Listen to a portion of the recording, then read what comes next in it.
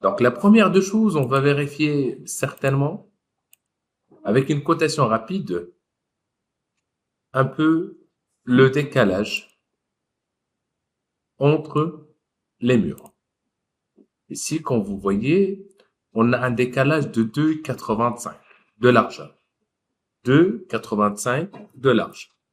En effet, je prends bien sûr l'outil décalé ici, dans cette fenêtre, et je mentionne 2,85 entre cette ligne et l'autre ligne. Bien, je clique sur Échappe pour désactiver les outils de modification. Par la suite, je clique sur cette ligne-là. Exactement. Donc, je prends une deuxième fois ce point-là, je clique sur ce point. Je suis en mode ortho. Je le tire un tout petit peu en haut. D'une manière droite, mais avec une valeur aléatoire, libre. Je refais la même opération. Je clique sur décaler. Mais d'abord, il me faut bien sûr la cotation. Ici, j'ai une valeur de 2,3. Je clique sur décaler. 2,3. Je clique sur cette ligne et je décalandre. Bien. Certainement, vous allez me dire, allons-y, messieurs, on va ajuster ou bien utiliser le raccord. Non. C'est pas maintenant, vraiment. Je préfère vraiment le fait utiliser le décalage de 15 cm.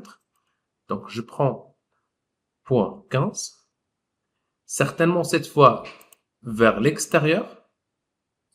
Parce qu'il faut garder la valeur exacte que vous avez ici. Bien.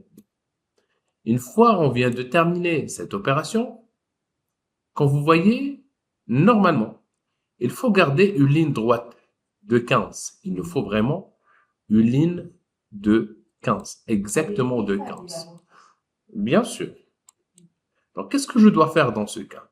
Je prends cette ligne, je supprime. Pourquoi cette ligne-là? Parce qu'en général, dans le plan, il y a 15 ici, plus une valeur qui n'est pas exactement, qui n'est pas définie. Donc, je prends cette ligne, je prends le point, et je le mets quelque part.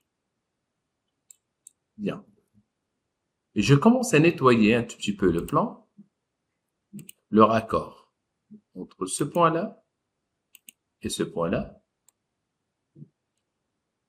Entrer une deuxième fois celui-là avec celui-là. Entrer celui-là avec celui-là. C'est juste provisoire. Et par la suite, nous verrons qu'est-ce qu'il faut faire. Je peux ajuster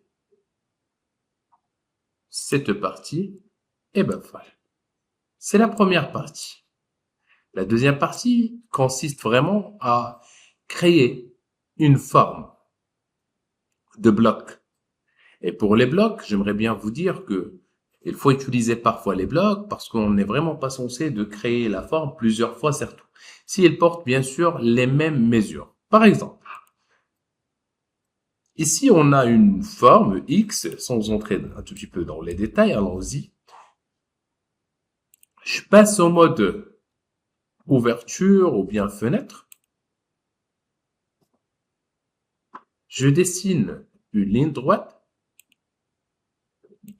Entrée. Je peux dessiner une autre, si je veux, ok? Mais je peux par exemple changer un tout petit peu le plan. On dirait que je veux un rectangle, un carré. Donc, je clique sur C. Avec la version anglaise, c'est D.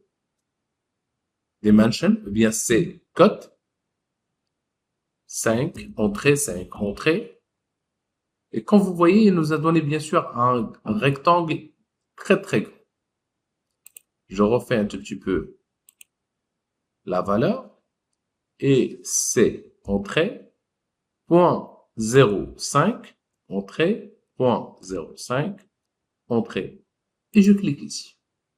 Par la suite, c'est pas la peine de redessiner la forme une deuxième fois. On clique sur copier.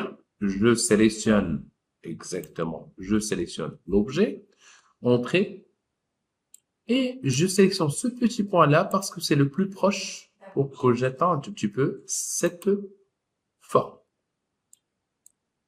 On va faire une forme un tout petit peu différente. Allons-y maintenant. Si je dessine une ligne, entrée, et je dessine une autre ligne, et je peux dessiner tout ce que je veux sans le moindre problème, c'est-à-dire à n'importe quel moment, je peux dessiner une forme un peu différente selon le besoin. Donc, je peux décaler, je peux ajuster bien. J'arrête un tout petit peu et on dirait que je veux créer un bloc. Dans les insertions, ici, je peux créer un bloc. Pour créer un bloc, je vais lui dire, écoute, vous êtes une fenêtre d'avance, vous me permettez de bien mesurer la largeur. On est dans une fenêtre de 0,6. Donc, je clique sur Anneau Insertion, créer un bloc, fenêtre de 60 sur 25. OK. Je peux sélectionner les objets. Je sélectionne mes objets. Entrée pour confirmer. Je clique sur OK. Soit je vais spécifier à l'écran, soit je vais choisir un point, par exemple ici,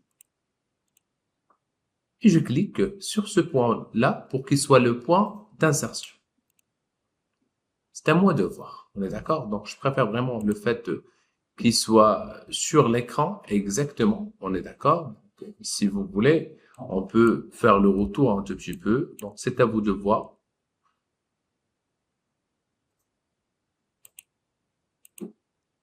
Bien.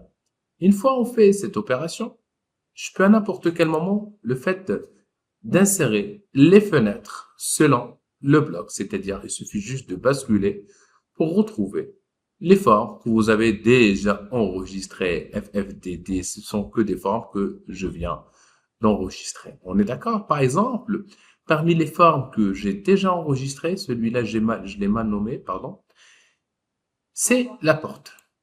Si je veux insérer une porte, bah c'est simple.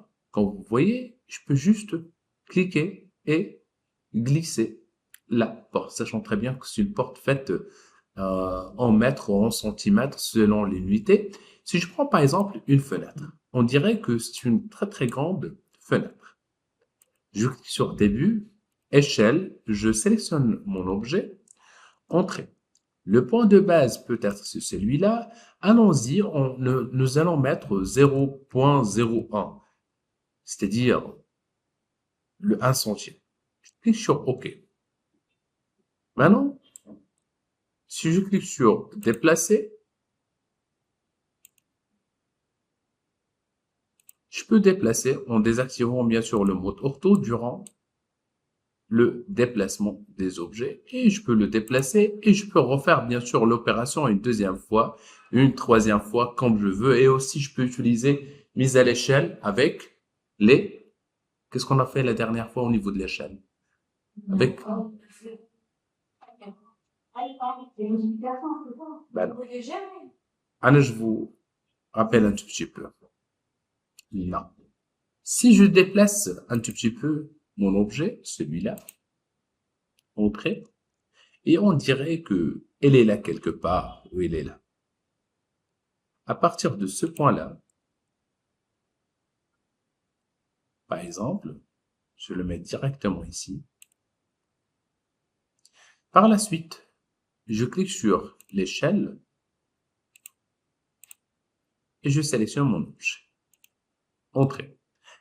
À partir de ce point-là, bien sûr, je peux le modifier.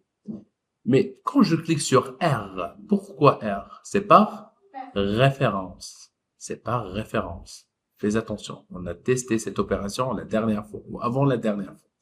Entrée. Par la suite, R, entrée, Je vais lui dire, voilà le premier point. Et voilà mon deuxième point de référence par rapport à ce point. Et merci. Donc, c'est une option très, très rapide qui vous permet de réduire un tout petit peu la taille. Et la dernière des choses que nous allons faire aujourd'hui, c'est un peu la cotation. Pour la cotation, on est dans l'obligation de cliquer sur Annoter. Je peux, allons-y, cliquer sur Linéaire. Et je prends par exemple un petit point au choix. Par exemple, un point, le premier point et le deuxième point. Vers le haut un tout petit peu. Attention, je ne fais rien, je ne touche à rien. Je clique par la suite sur le menu Contenu, merci, et je touche à des points de référence comme celui-là, ok?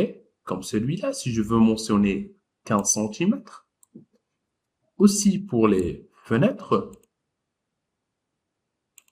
Et à la fin, je clique sur ce point-là pour arrêter. Peut-être, je clique aussi sur ce point-là. Et voilà, on a notre cotation. Bien sûr, il faut faire la mise en page. Pour cette raison, on clique sur ce point-là. Je clique sur modifier. Il y a plusieurs techniques pour ajuster. Vous pouvez voir plusieurs vidéos que j'ai déjà postées. Mais si je suis un peu pressé, je vais y aller faire vite la modification. Je clique sur ajuster. Ajuster. Et si on a une échelle de 1, je prends par exemple une valeur inférieure que 1. Par exemple, 0.01. Et je teste. Je trouve que la cotation a été bien faite avec des valeurs qui sont logiques par rapport. Mon plan est vite fait. Bien sûr, il y a parmi nous qui insistent un tout petit peu concernant le détail. CTRL Z. Si je prends par exemple la cotation que je viens de sélectionner et je clique ici, modifier. Si je veux vraiment préciser les choses, allons-y. Je clique sur Line. Je peux bien sûr spécifier la couleur. Je préfère vraiment qu'il soit avec la même couleur du calque. C'est très important. Ici, je peux supprimer ou garder les lignes d'attache. Les lignes d'attache avec la cotation, je préfère vraiment les supprimer. Les symboles, si je veux vraiment des symboles plans, aux marques architecturales, c'est selon là où vous travaillez, qu'est-ce que vous préférez. Allons-y, on va changer un tout petit peu. La taille de la flèche, c'est 2.5, ok? Si je veux doubler la valeur, c'est 5. Si je veux multiplier par 4, c'est 10. Ce sont que des valeurs. Je prends par exemple le 5. Le texte, la hauteur de texte, je peux spécifier une valeur supplémentaire ou bien une valeur que je trouve vraiment logique. On est devant 5 si je prends par exemple, je sais pas, 8. Mais je ne vais surtout pas ajuster cette fois. Je clique sur OK. Et ben voilà, on a augmenté la taille du texte aussi. C'est pour cela on trouve vraiment 15. Des bords un tout petit peu vers l'extérieur.